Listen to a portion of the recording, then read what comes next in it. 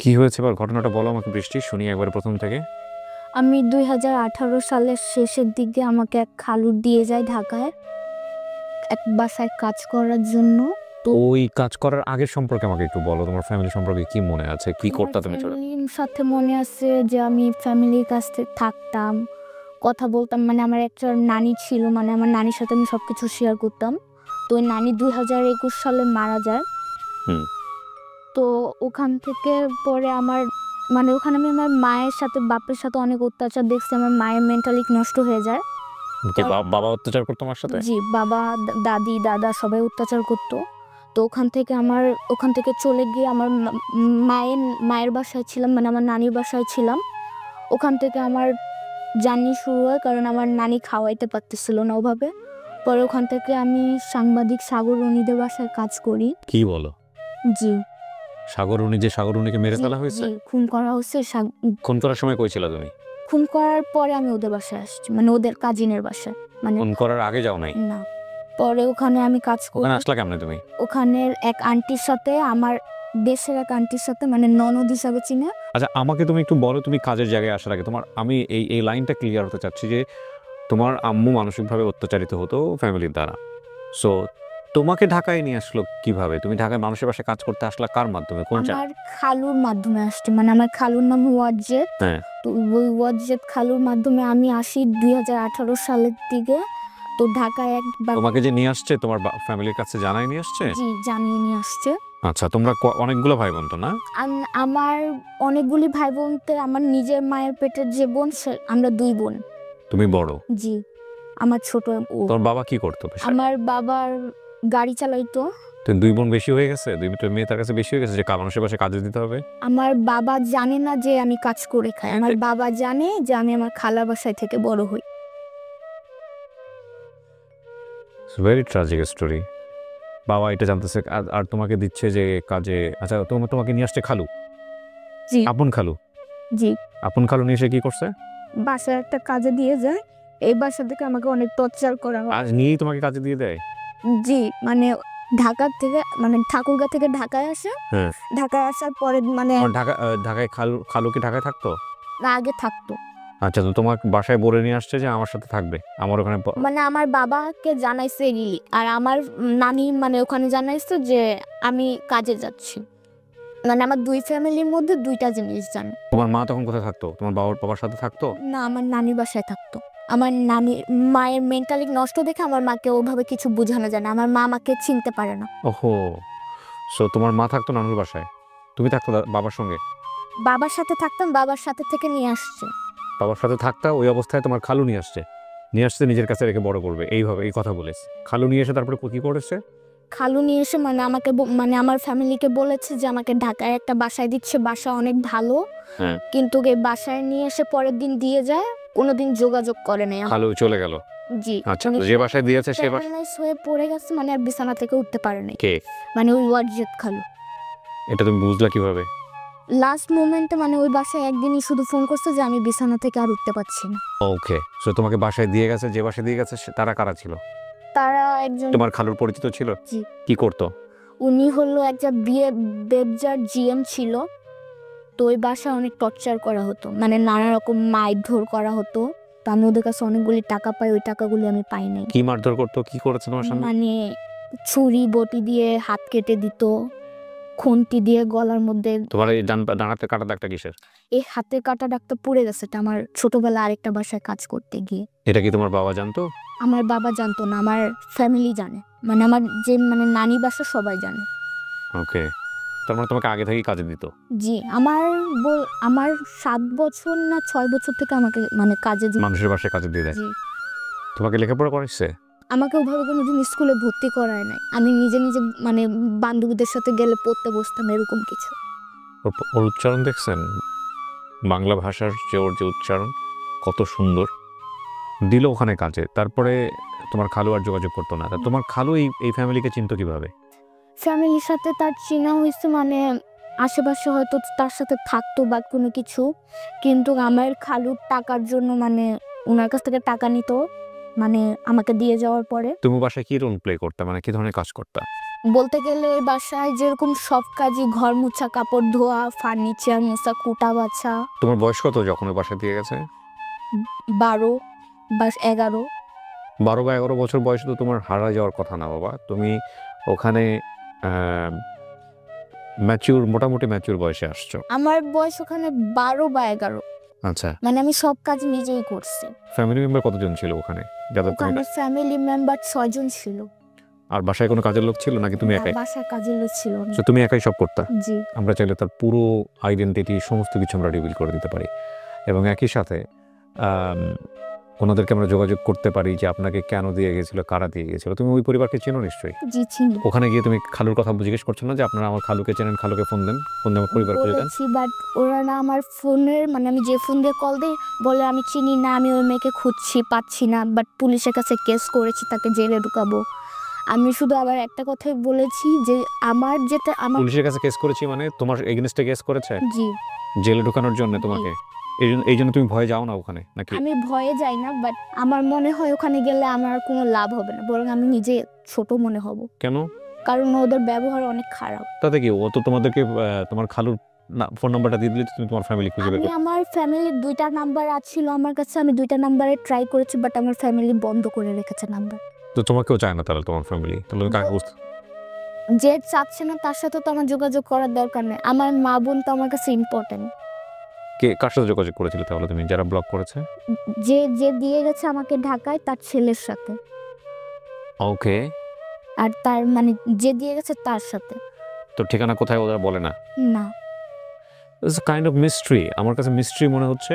দেখুন, ঘটনার ডায়াগ্রাম যেখানে গেছে সেটা ইম্পর্টেন্ট না। ও তার পরিবার খুঁজতে এসছে, আমরাও পরিবার খুঁজবো, এটাই হচ্ছে মূল কথা। তবে আমি এখানে যে বিষয়টা বলতে চাচ্ছিলাম, ওর কিন্তু সমস্ত কিছু মনে আছে, কোন ফ্যামিলিতে ও টর্চার হয়েছে, কি হয়েছে না হয়েছে, এবং ওর যে বয়স সেই জায়গাটি থেকে লজিক্যালি কিন্তু ও যদি অপরাধ করেও থাকে, ও যদি ভুল করেও থাকে, তাহলে ওই ভুলের শাস্তি, অপরাধের শাস্তি কিন্তু এই ফিজিক্যাল টর্চার কোনোভাবেই আইনত এটা টিকবে না। তো আমি এবং বাংলাদেশের প্রেক্ষাপটে, বাংলাদেশের সামাজিক অর্থনৈতিক প্রেক্ষাপটে এই ধরনের ঘটনা কিন্তু অহরহ ঘটে এবং এগুলো কিন্তু কিছুদিন পরপরই কিন্তু ফ্ল্যাশ হয়। যে আপনারা দেখেছেন কিছুদিন আগে এরকম একজন টিকটক মডেল তার বাসা থেকে বের হয়েছে, যে মেয়ের দিকে তাকানো যাচ্ছিল না। আমার এক সাংবাদিক ভাই, তাকে আমি ওয়ানে ইন্টারভিউ করেছি, আমাদের ওয়ান নামে একটা চ্যানেল আছে, ওখানে গেলে আপনি পাবেন ওয়ান, হ্যাঁ, এবং ইউটিউবে। সো এই যে বিষয়গুলা, এগুলো কিন্তু খুবই আতঙ্কের, খুবই আতঙ্কের। সো বৃষ্টি তোমাকে ওখান থেকে দিল এবং তুমি ওখান থেকে বের হলা কিভাবে বাসা থেকে? আমি অনেকভাবে অনেক মানুষ, ওই ফ্ল্যাটের অনেক মানুষের কাছে হেল্প চাইছি, কেউ আমাকে কোনোদিন হেল্প করে নাই, বলছে যদি হেল্প করি তাহলে বিপদে পড়তে পারি। পরে আমার ওদের ওদের গার্ডের অসুস্থ ছিল, সো সেদিন তাদের মানে এক গার্ডের মানে ওয়াইফ আর মেয়ে ছিল, তো 3 জনের তাদের হচ্ছে ডেঙ্গু আক্রান্ত। পরে আমি মেন গেটের চাবি তো তাদের কাছে ছিল, আমি তো মেন গেটের চাবি দিয়ে বের হতে পারিনি। পিছনে একটা গেট ছিল, পিছনের গেটটা পাঁচি ক্রস করে আমি নেমেছি। নেমে যাওয়ার পরে আমার এক ফ্রেন্ড ছিল, ফ্রেন্ডের হেল্প নেই। ওকে, মেল ফ্রেন্ড আর ফিমেল ফ্রেন্ড? মেয়ে ফ্রেন্ড। মেয়ে ফ্রেন্ড, হ্যাঁ। হেল্প নেওয়ার পরে? হেল্প নেওয়ার পরে আমি একটা বাসায় যাই, মানে ওই বাসায় আমি 2 দিনের আশ্রয় নেই। 2 দিনের আশ্রয় নেওয়ার পরে আমি বাসা খুঁজি, একটা বাসাও পাই, ওখানে আমি 1.5 বছর কাজ করি। ওই বাসা থেকে চলে আসছি, ওই বাসা আর লাগবে না আমাকে। ওকে, তো তুমি এখন কি করো? এখন আমি বনানীতে চাকরি করি। কি চাকরি করো তুমি? বাসা বাড়িতেই কাজ করি। বাসা বাড়িতেই কাজ জি। করো? এখানে আমি রান্না বান্নার কাজের দায়িত্ব নিয়েছি। মানে থাকো কই তুমি? ওখানেই তো? ওখানেই থাকি। তো ওরা জানে যে তুমি আজকে এই মিডিয়া ফেস করতে আসতেছো? জি জানি। মানে ওরা চায় নাই যে আমি মিডিয়ায় আসি, মিডিয়ার সামনে আসি, বাট আমার কাজ তো ইম্পর্টেন্ট না, আমার ফ্যামিলি ইম্পর্টেন্ট। True, right. তো তুমি কাকে খুঁজতেছো? আমি খুঁজতেছি আমার মা বোনকে। তোমার বাবার কথা মনে পড়ে না? আমি আমার বাবাকে দেখি নাই অনেক বছর হয়ে গেছে, মানে আমার 18 বছর, তো আমি 14 বছর থেকে আমার বাবাকে দেখিনি। সো তোমার বাবাকে চাও না তুমি? বাবাকে আমি চাই না। কেন চাও না? কারণ বাবা আরেকটা বিয়ে করছে। বাবা মানে মেয়ে হিসাবে মেরে ফেলতে চেয়েছিল আমাকে। কেন? কারণ তার নাকি বড় মেয়ে পছন্দ না। বড় মেয়ে পছন্দ না বলতে? তুমি ঘটনাটা একটু খুলে বলো তো আমাকে। মানে উনি উনার উনার ছেলে চেয়েছিল, তো এক্স্যাক্টলি আমার মা আমার হওয়ার আগে একটা ছেলে মেরে ফেলছিল। তো ওনার ওখানে মাথা গরম দেখে আমাকে ছোটবেলায় আগুন জ্বালায় মেরে ফেলতে চেয়েছিল। তোমার বাবা? জি। এগুলো তুমি কার কাছ থেকে শুনেছো? আমি নিজের চোখে দেখেছি, মানে আমি তখন একটু বুঝতে পারি। পরে আমাকে সাঁতার কাটতে গিয়ে মেরে ফেলতে চেয়েছিল, মানে নদীর মধ্যে চুবিয়ে পানি খাওয়াচ্ছিল। কে? আমার বাবা। এগুলো তুমি ঠিক বলতেছো? জি। এগুলি মানে আমি বললাম, কিন্তু আমার ফ্যামিলি তো আর সব জানে না, আমার মা জানে শুধু। কি করতো তোমার বাবা? পেশায় কি ছিল? আমার বাবা অনেক নেশা করতো। মানে কাজকর্ম কি করতো? সে গাড়ি চালাতো, কি গাড়ি চালাতো? বাস, তারপরে মাইক্রো, তারপরে রিক্সা, মানে বিভিন্ন রকমের সে গাড়ি চালাতো। দেখেন, ঘটনা কতটুকু সত্য কতটুকু মিথ্যা সেটা আল্লাহ ভালো জানেন, কিন্তু একটা মানুষ 18 বছর বয়স, সে 18 বছরের কিশোরী আমি বলবো, তার জীবনের বিদগ্ধ কিছু স্মৃতি নিয়ে সে বড় হচ্ছে।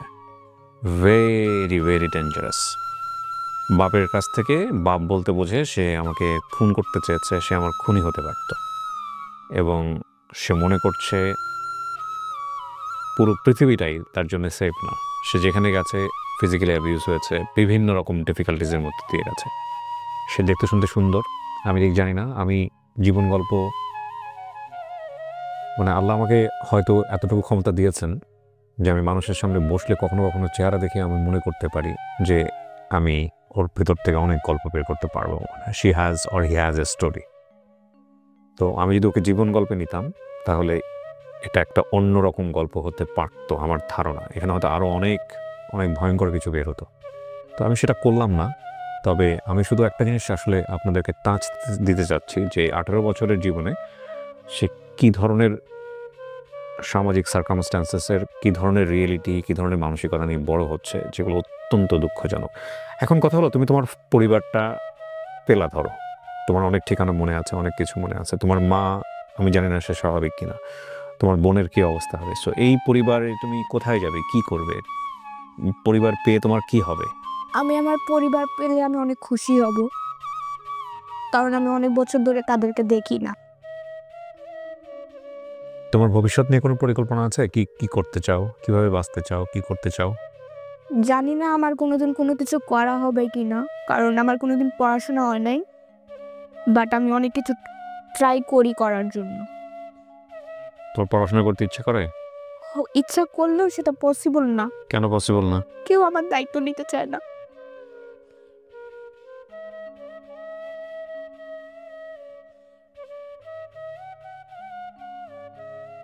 আর কিছু বলবা তুমি? না আমি এখানে আরেকটা কথা বলতে বলো। চাচ্ছি, আমি যে বাসা থেকে কাজ করে বের হয়েছি এ বাসায় আমি অনেক টাকা পাই। যদি ওনারা মনে করে থাকে যে টাকাগুলি দেওয়া সম্ভব, তাহলে যেন দিয়ে দেয় 2,61,000 টাকা। এত টাকা কিভাবে পাও? কারণ আমি এই বাসায় 5.5 বছর ধরে কাজ করছি অনেক কষ্ট করে। এই টাকা তোমার খালুকে দিয়ে দিছে মনে হয়। আমার মনে হয় না আমার খালু নিয়েছে, কারণ ওনারা আমাকে বলেছিল যে তুমি যদি আমাদেরকে বিশ্বাস করে টাকাগুলি জমা রাখতে চাও তাহলে রাখতে পারো, কিন্তু যদি মনে করো তুমি তোমার ফ্যামিলিকে দিতে চাও তাহলে তুমি একবারে ডিসিশন জানাই দিতে পারো। কিন্তু আমার ওই দিন মনে হচ্ছে যে ওরা অনেক ভালো হবেন, পরে আমি বলছি আপনাদের কাছে রেখে দেন, যেদিন আমি বের হব সেদিন আমাকে টাকাগুলি দিয়ে দিন। তখন বলছে ঠিক আছে। কিন্তু আমি ওই বাসায় অনেক কষ্ট করে কাজ করেছি, আমার 2 হাতে অনেক ঘা ছিল। এটা জানি না কোনো মানুষের হাতে হয় কিনা, আমি খেতে পারতাম না এই হাত দিয়ে। আমি একটা রিকোয়েস্ট করে আজকের অনুষ্ঠানটা শেষ করি। আমি জানি না কনসিকোয়েন্স, আমি বারবার বলছি এটা একপাক্ষিক গল্প। এমন হতে পারে ওনাদের জায়গা থেকে অনেক কিছু বলার আছে, নিশ্চয়ই সেটাও থাকতে পারে। তবে যদি সিচুয়েশনটা এরকম হয়, পরিস্থিতি যেটাই হোক না কেন, হয়তো হতে পারে যে ওর আচরণ, ওর সার্ভিস আপনাদের পছন্দ হয়নি। আমি জানি না আপনারা কারা, বিশ্বাস করেন আমি বিস্তারিত ডিটেল জানতেও চাই না। যদি এটা আপনারা করে থাকেন যে ওর রুটি রুজির জায়গাটাতে ওকে আপনারা এই অর্থ থেকে বঞ্চিত করেছেন, এটা অ্যাজ এ মুসলিম হিসেবে এটা কত বড় রকমের পাপ, এ বিষয়ে আপনারা চাইলে একটু স্টাডি করে নিন। মানে এই পাপটা ব্যতি রেখে আপনার জীবনে যদি সমস্ত আগাগোড়া সব কিছু যদি পুণ্যে ভরে যায়, আগাগোড়া যা আছে আপনার জীবনে আর কোনো পাপ নাই, শুধু এই পাপটা আছে যে আপনি একজন মুসলিমের হক মেরে খেয়েছেন। আপনি নিশ্চিত থাকেন আপনি জাহান্নামী। এ ব্যাপারে এটা আমার কথা না, এটা স্পষ্ট হাদিস। এবং যদি আমি আইনত এটা অপরাধ, আইনের ক্ষেত্রে এটা প্রমাণ করার ব্যাপার আছে, বিভিন্ন কিছু জটিলতা আছে। আমি জানি না এটা কত, যদি আইনত আমরা চিন্তা করি তাহলে এটা কত দিনে প্রুফ করা সম্ভব, কারণ ডকুমেন্টস প্রুফ ছাড়া তো আলটিমেটলি, প্রমাণ ছাড়া তো আইন কথা বলবে না। কিন্তু আল্লাহ তো জানেন কি হয়েছে। তো সেই জায়গা থেকে আমি আপনাকে মানে ধর্মীয় সেন্সের জায়গা থেকে কথাটা বললাম। শুধু এইটুকু বাদ দিয়া বাকি সমস্ত জীবন যদি আপনার আগাগোড়ায় পূর্ণ, আপনার শুধু পুণ্য পুণ্য পুণ্য পুণ্য পুণ্য আর পুণ্য, মানে আপনার কোনো পাপ নাই, শুধু এতটুকুই পাপ। এতটুকুর জন্য আল্লাহ আপনাকে আটকাই দিবে, কারণ বান্দার হকের হিসাব বান্দার সাথে। আল্লাহর হকের যেটা আল্লাহ হয়তো আপনাকে মাফ করে দিবেন, কিন্তু বান্দার হকের ব্যাপারে আল্লাহ বলছেন যে ও যদি মাফ না করে আমি তোমাকে মাফ করবো না। আর আপনার কি মনে হয় যে ও মাফ করবে? ওর যে টেন্ডেন্সিতে আছে। আমরা শেষ করতে চাই আজকের এপিসোড তাওয়াক্কাল তু আলাল্লাহ। আমি জানি না ওর ভাগ্য পরিবর্তন হবে কিনা, আমার জায়গা থেকে শুধু এতটুকুই আমি চাইবো যে ওর পরিবার যেন খুঁজে পায়, ওর যেন ঠিকানা হয়, ওর পাশে যেন কেউ দাঁড়ায়। ও মানুষ হিসেবে কেমন, কতটুকু, সেই জাজমেন্টে যাওয়ার সুযোগ এমন নেই। বাট ওর বয়স মাত্র 18 বছর, ও কী ট্রিটমেন্ট পেয়েছে সোসাইটির কাছ থেকে, ফ্যামিলির কাছ থেকে, সো ওর কাছ থেকে আমি ভালো এক্সপেক্ট করবো। আর ও ভালো না মন্দ সেটা তো আল্লাহ ভালো জানেন। তো সেই জায়গা থেকে আমি ধরে নিচ্ছি যে ওর সামনের জীবনটা যেন সুন্দর হয়, সেই জন্য আমরা প্রার্থনা করব। আর দ্বিতীয় কথা হচ্ছে বৃষ্টি, নিরাশ হওয়া যাবে না। জি, বুঝতে হ্যাঁ, কখনো নিরাশ হবা না, তুমি হতাশ হবা না। বেশি বেশি করে আল্লাহকে বলবা যে আল্লাহ তুমি আমার জীবনটা সুন্দর করে দাও। তিনি কেবল পারে তোমার জীবনটাকে সুন্দর করে দিতে। হ্যাঁ, হতাশ হয়েও না। সো প্রিয় দর্শক এবং শ্রোতা, চলেন আমরা সবাই মিলে একটু চেষ্টা করি এই বৃষ্টিকে তার পরিবার খুঁজে দেওয়ার জন্য, তার মামার পরিবার সেটা যেন আমরা খুঁজে পাই, এবং তার মামার পরিবার থেকে কেউ না কেউ যেন তার জন্য আসেন, তার পরিচয়টুকু নিয়ে তার পাশে যেন দাঁড়ান। এরকম একটা মেয়ের পরিচয় পাওয়া, পরিচয় নিয়ে পাশে দাঁড়ানো এই মুহূর্তে খুবই প্রয়োজন বাংলাদেশের সোসাইটিতে। আপনারা বুঝতেই পাচ্ছেন যে আমি কেন এই কথাটা বলছি। নাম কি তোমার? জান্নাতুল ফেরদৌস বৃষ্টি। জান্নাতুল ফেরদৌস বৃষ্টি। তোমার বয়স কত? আমার বয়স 18। শিওর তুমি তোমার বয়স 18? কিভাবে শিওর হলা? কারণ আমার 2020 সালে আমার খালাতো ভাই যে আর্মি ক্যান্টারে চাকরি করে সে বলছিল। সে বলছে। ওকে, সো তোমার নাম হচ্ছে জান্নাতুল ফেরদৌস বৃষ্টি, তো আমার বাবা মায়ের দেয়া নাম। জি। বাবার নাম? ফারুক ইসলাম। মায়ের নাম? বেলি বেগম। ছোট বোন? লাবণী। নানার নাম? কেরামত চোর। কেরামত চোর। জি। চোর কি উপাধি হতে পারে নাকি? আমি জানি না। কেরামত চোর, আর যদি সত্যি সত্যি চুরি করে থাকে তাহলে তো বিখ্যাত মানুষ। নামের সাথে মানে ওইখানে ওই নাম বলে সবাই চিনবে। ওরে বাবা, কেরামত চোর, নানার নাম। আচ্ছা, মামাদের নাম? মুজা, জয়নাল, ওয়াইনুল, ইয়াসিন, মইনুল। জি। ওকে, মামাতো ভাই? মুন্না, ম্যানেজার। মুন্না আবার ম্যানেজার? ম্যানেজার নামে একজন আছে, অদ্ভুত নাম। মামাতো বোন? জেলি রানী ঢেপু। আচ্ছা, জেলি রানী ঢেপু। আর খালাতো ভাই? লিটন। লিটন। বিশাল নাম মনে আছে। আচ্ছা, তোমার নানা বাড়ি কোথায়? আখানগর পাহাড় ভাঙ্গা। আখানগর পাহাড় ভাঙ্গা, ঠাকুরগাঁও। জি। আখানগর পাহাড় ভাঙ্গা, ঠাকুরগাঁও। কেরামত চোর হচ্ছে ও নানার নাম। আল্লাহ মাফ করুক। বেচারা কি বেঁচে আছে? না, মারা গেছে। ও আচ্ছা, তাহলে ঠিক আছে, ওনাকে নাম দিয়ে খোঁজেন আপনারা, খুঁজে যদি পাওয়া যায়। আর ওর ছোটবেলায় যা শুনেছ তাই হয়তো মনে আছে। তো ঠাকুরগাঁয়ের আখানগর পাহাড় ভাঙ্গা, জি। এখানে গেলে কেরামত চোর নাম দিয়ে খুঁজতে হবে। শেষ করছি আজকের মতো। তাওয়াক্কাল তু আলাল্লাহ। আর কিছু বলবা না? সব বলছো। সব বল। একটা ভালো সংবাদের প্রত্যাশা আমরা শেষ করছি। আসসালামু আলাইকুম।